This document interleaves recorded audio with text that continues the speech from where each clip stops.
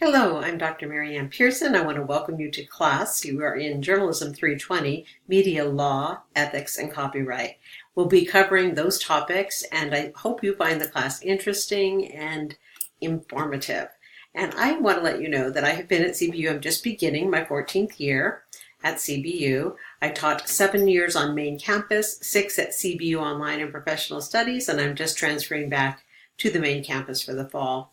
I'm a prayer warrior here to help you. If you're not clear on something, shoot me an email. We can meet in person, by phone, or by WebEx.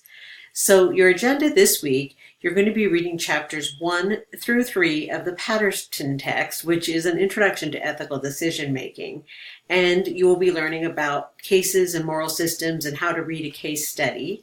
You'll do an introduction of yourself to the course so that we can build community and get to know each other by actually seeing each other and hearing as we talk about our interests and our passions and a favorite scripture.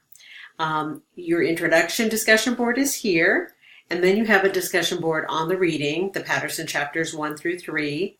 So you will be looking at what strategic communications from chapter 3 were used or not used in the situations you read about. And how was loyalty and privacy violated in the articles? What does the reading say about ethical strategic communication?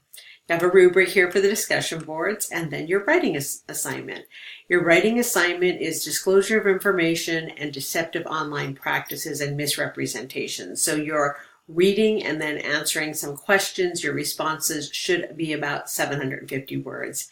Then I have some resources for you on ethical decision making and on AP style, because since this is a journalism course, it's important that we use our AP style, our Associated Press style, in the assignments that I identify as requiring it. So I am a prayer warrior. I'm here to help you. I want this learning to be interesting and to build an online community with you. Should you need any help or clarification, do reach out to me. In the meantime, it's good to organize your work when you're learning online. Our week begins Monday and ends Sunday midnight, so all work is due Sunday midnight. I prefer to not accept late work. However, I will if you have an emergency and you contact me as soon as possible to let me know that.